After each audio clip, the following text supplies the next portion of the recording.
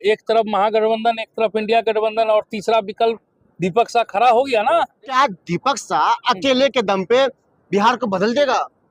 जब सरकार में आप नहीं रहेंगे तो फिर कैसे कर पाएंगे? वोट की राजनीति के लिए 10-10 हजार रुपया महिलाओं को बांट दिया गया। 1 करोड़ 1 लाख महिलाओं को बांटना है। हमने भी शुरुआत अकेले किया, धीरे धीरे आज मेरे साथ इतना बड़ा कारवां है कि आज राजेश चौधरी हमसे इंटरव्यू ले रहा है। मैं छातापुर विधानसभा की जनता से यही अपील करना चाहता हूँ। मुद्दे की बात राजेश के साथ में आप सभी का स्वागत है। नमस्कार, मैं हूँ राजेश। चुनावी साल है, तमाम पार्टी के तमाम नेता अपने अपने क्षेत्रों में जनता के बीच जा रहे हैं, जनता को अपने विजन बता रहे हैं। लेकिन इसी बीच छातापुर विधानसभा में एक चेहरा खूब सुर्खियां बटोर रहे हैं, काफी चर्चा में है, युवाओं के बीच खूब जा रहे हैं, युवाओं को अपने ओर खींचने के लिए अपने विजन युवाओं को बता रहे हैं। हमारे साथ बात करने के लिए मौजूद है छातापुर विधानसभा के निर्दलीय उम्मीदवार दीपक साह। हम बात करेंगे दीपक साह से। दीपक जी, बहुत बहुत स्वागत। धन्यवाद। सुबह हो, शाम हो, दिन हो, रात हो, सुबह से लेकर शाम तक युवाओं के बीच जाते हैं, जनताओं के बीच जाते हैं। छातापुर विधानसभा में खूब सुर्खियां बटोर रहे हैं, कैसे सब कर पा रहे हैं?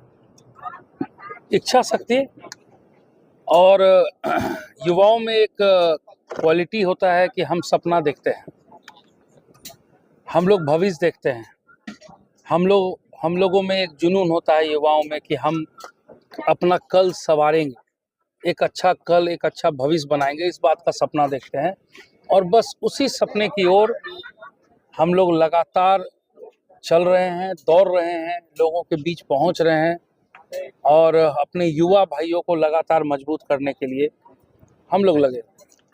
दीपक जी, एक चीज जानना चाहेंगे, जहाँ तक मुझे जानकारी है कि एक अच्छे कारोबारी थे आप, कारोबारी है भी। कारोबारी रहने के बाद ऐसा क्या लगा आपको और क्यों लगा कि छातापुर विधानसभा में चुनाव में उतर जाए? देखिए क्या है राजेश भाई कि हम लोग विगत कई सालों से देख रहे हैं, हम लोग पार्टी के नाम पर घूम रहे हैं, हमेशा पार्टी के लिए काम कर रहे हैं, लेकिन पार्टी कभी जनता की इच्छा को नहीं समझती है कि जनता का क्या मांग है, जनता क्या चाहती है, क्षेत्र में क्या होना चाहिए। पार्टी सिर्फ और सिर्फ जो है अपने उम्मीदवार को हेलीकॉप्टर से भेज देना और जनता उसको भोगेगी, और हम लोग पार्टी के नाम पे चलते हैं, जिताते हैं।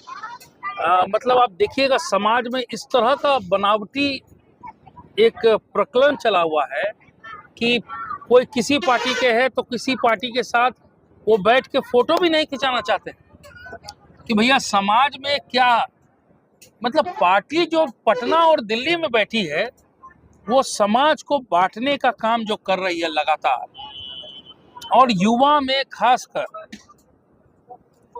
कभी भी युवाओं को कोई भी तरह की जरूरत है। आज हमारे यहाँ आप खुद देख लीजिए ना, किसी को भी छोटा से छोटा समस्या जो नेताओं के थ्रू बहुत आसानी से बिना पैसा का नेता के पैरवी से हो जाएगा, वो आज तक कभी काम नहीं होता है।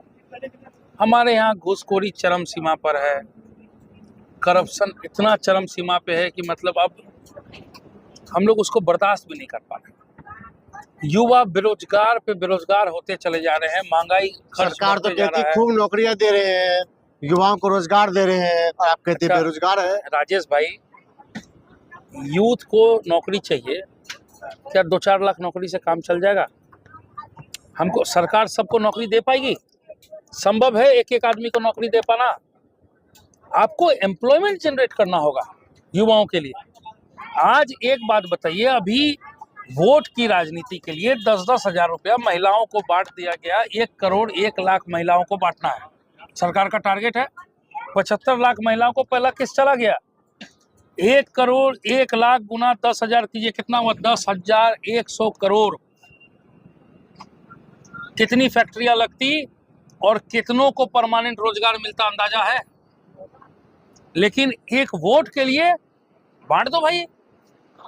पैसा किसी के बाबूजी का पैसा है कि जनता का पैसा है? जनता का पैसा, जनता के पास तो जा रहा रोजगार करने के लिए। कौन सा रोजगार हो जाएगा भैया 10 हजार में? हमको जरा बताइए। एक सिस्टमैटिक पॉलिसी होना चाहिए ना, कोई तरीका होना चाहिए ना कि आप हमेशा जनरेट कीजिए कि आप कर्ज देते चले जाइएगा। सरकार तो बता कि 10 हजार दे रहे हैं कि रोजगार लोग शुरू करें, जब बेहतर कर लेंगे 2 लाख फिर देंगे। हम लोग चाय दुकान पे बैठे, जरा भैया से पूछिए 10 हजार रुपये में चाय दुकान खुल जाएगा भैया? बुला के पूछिए कहाँ से करेगा, क्या करेगा 10,000 रुपया में। ये महंगाई का जमाना में 10,000 रुपया में क्या हो जाएगा, हमको जरा बता दीजिए। ठीक है एक मोबाइल भी आपको 50,000 40,000 से नीचे अब नहीं मिल रहा।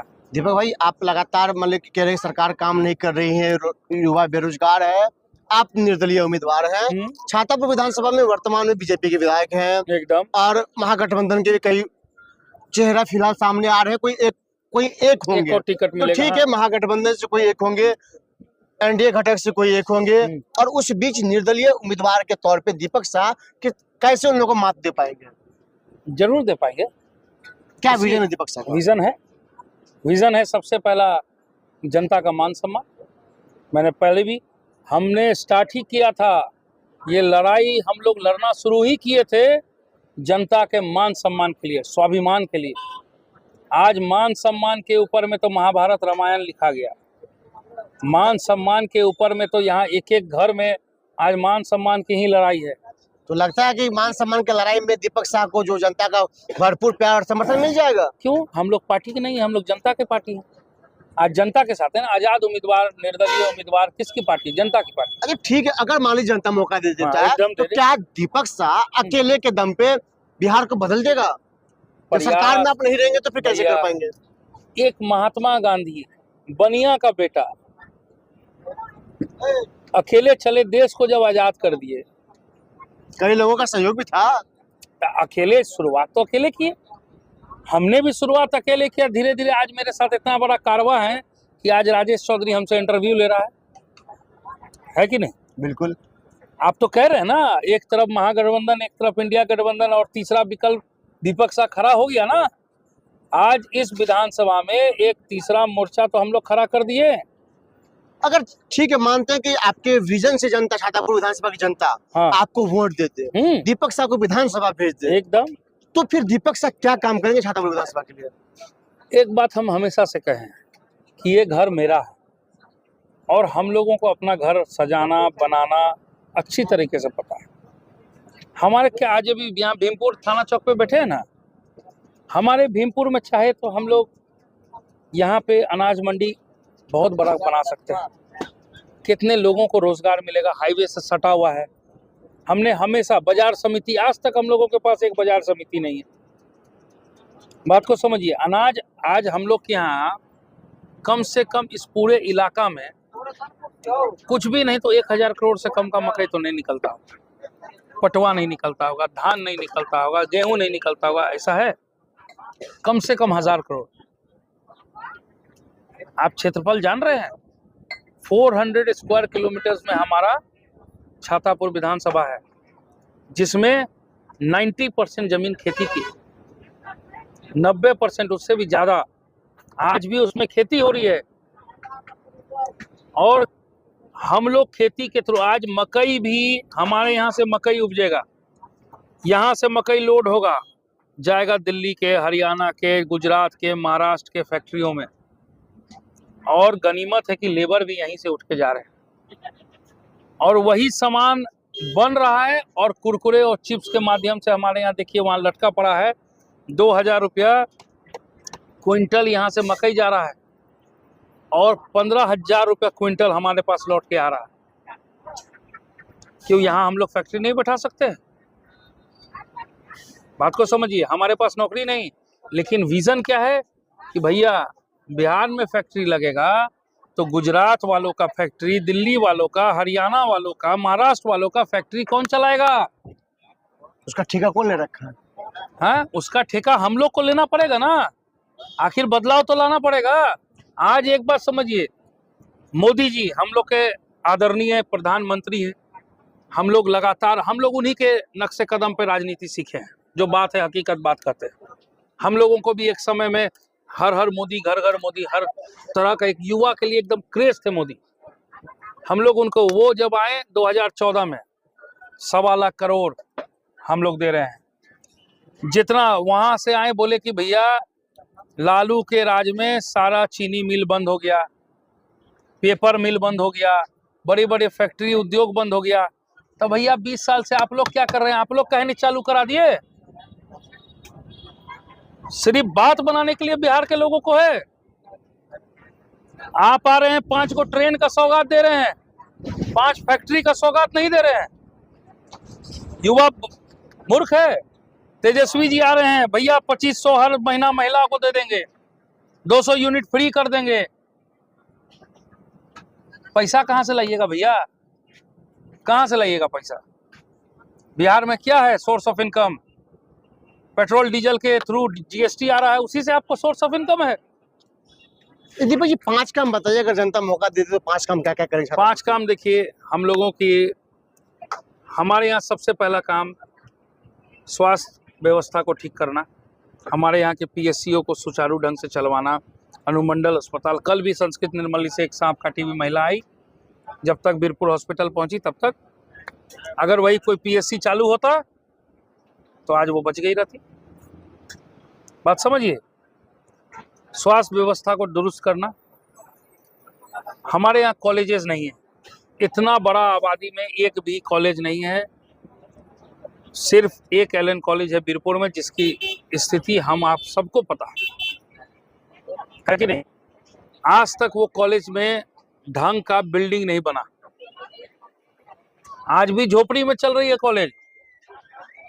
हम भी वहीं से पास आउट स्टूडेंट है, ग्रेजुएट हैं, वही एलएन कॉलेज से, लेकिन आज तक गनीमत है। हम लोग को एक भीमपुर एरिया में, एक छातापुर एरिया में 2 डिग्री कॉलेज चाहिए। बहुत सारे जगह प्राइमरी स्कूल्स वगैरह है जो नहीं है, 5-5 किलोमीटर लोगों को टोला मोहल्ला से जाना पड़ता है पढ़ने के लिए।